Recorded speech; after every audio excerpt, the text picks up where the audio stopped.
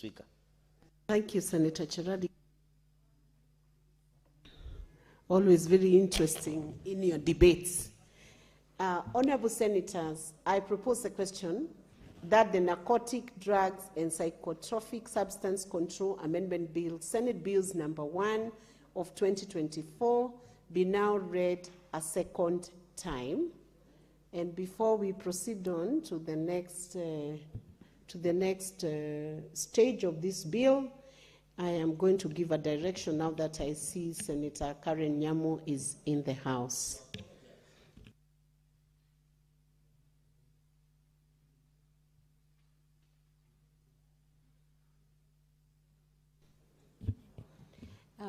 Honorable Senators, as you may recall, earlier this afternoon, the Speaker issued a communication on disrespectful remarks by Senator Karen Nyamu, MP, on a student under the School Voluntary Service Scheme. Honorable Senators, I now see Senator Nyamu in the chamber, and in this regard, I forthwith call upon the Senator to tender the unreserved apology as earlier directed by the Chair to the Senate, the student's family, and the public for the distress occasioned by her remarks in compliance with the communication that was issued earlier by the Chair and the Speaker of this House. Senator Karen Nyamu, you now have the floor. You can move to the dispatch and recite the apology in the acceptable version.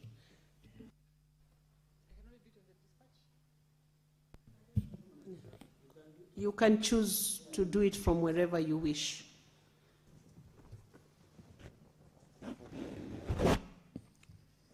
Madam Speaker, this apology has been written for me to read, and parts of it constitute an admission to what I have been accused of, which cannot be further from the truth. But because I respect the procedures of this House and the consequences of not adhering, I will go ahead and read this apology. Senator, what's your issue, Senator Roba? Yes, Madam Speaker, the Honorable Senator, contrary to the guidance you've given, she has disowned the statement that is in her hand by saying it was written for her to read, and contrary to what she believes is right. It's very important that if consciously she is not giving an apology, that she does not address, the Senate, that she is under coercion to make a statement that doesn't belong to her. Thank you, Madam Speaker. Robert, what's your point of order, Senator Cheradi? Madam Speaker, I rise under Standing Order 122.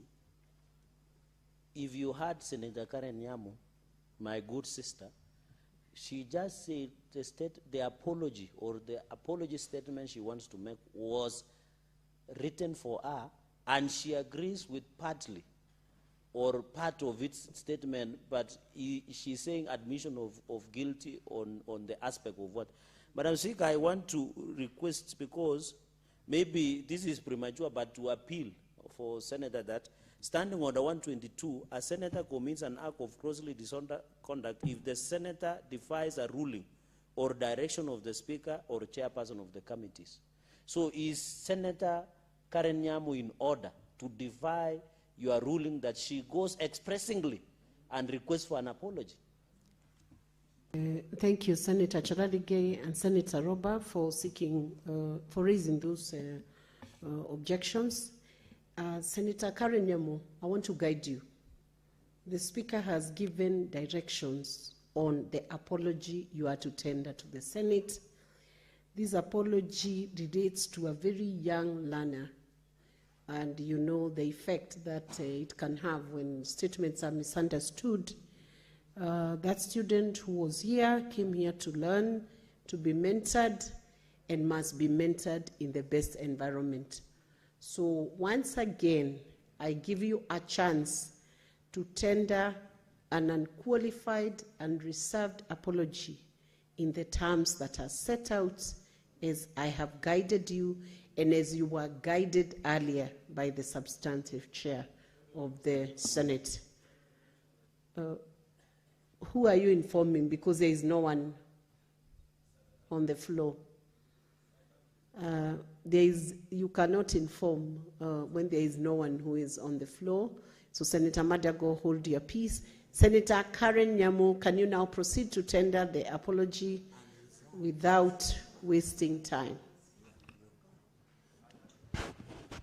Madam Speaker, I'd also want, before I read my apology, I can let Senator Madago inform me. Senator Karen Nyamu, proceed to tender the apology. I did not allow Senator Madago to proceed with any, even with his request for point of information, because there was no one on the floor. Proceed.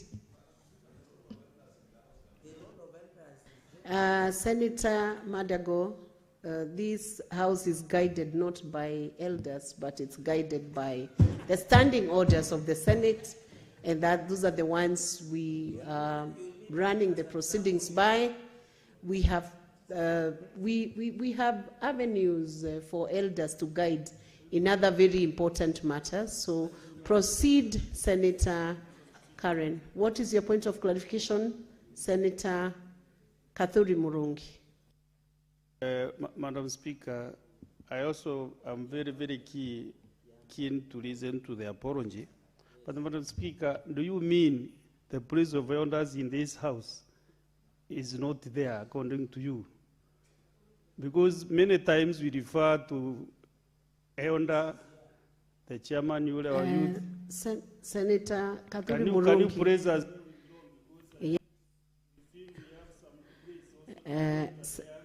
Senator Kathuri Murungi, you mentor the other senators as ranking members of this House and as recognized by the standing order as ranking members.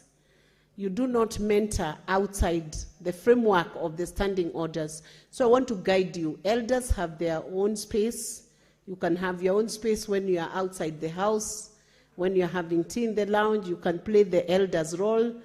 But within Parliament, the framework for guiding the proceedings is within the standing orders. And that's the one we are using. The standing orders has not provided for elders, but has provided for ranking members. So we proceed on. You can do your role as an elder, and it's much needed. It's actually very much needed, but you do it within the right setting, not outside the setting. Otherwise, we'll have elders from one community bringing their rules, then another one from another community bringing their rules, and there will be a heavy conflict of which set of rules from which elders we should utilize to guide which senator. And with those remarks now, we are now proceeding. Senator Cherargei, maintain your peace now. Senator Karen Nyamu, please proceed to tender the apology. Madam Speaker, I will go ahead and read my apology. Madam Speaker, I, Senator Karen Nyamu, MP, hereby tender my unreserved apology to the Senate, the student under the School Voluntary Service Scheme, the family of the student, and the public for the remarks I made on Wednesday, 25th March, 2026, 2027, while welcoming the student. I acknowledge that the utterances were inappropriate and fell short of the dignity, decorum, and respect expected of a state officer, particularly towards a young female learner who was in the speaker's gallery. I reaffirm my commitment to uphold the values and integrity of the Senate and to treat all persons, especially young people, engaging with Parliament with respect and courtesy they deserve. Madam Speaker, I will also go ahead to say that I was highly misunderstood. Senator Karen, I think, Senator Karen, just leave it at that. You may have your seat now.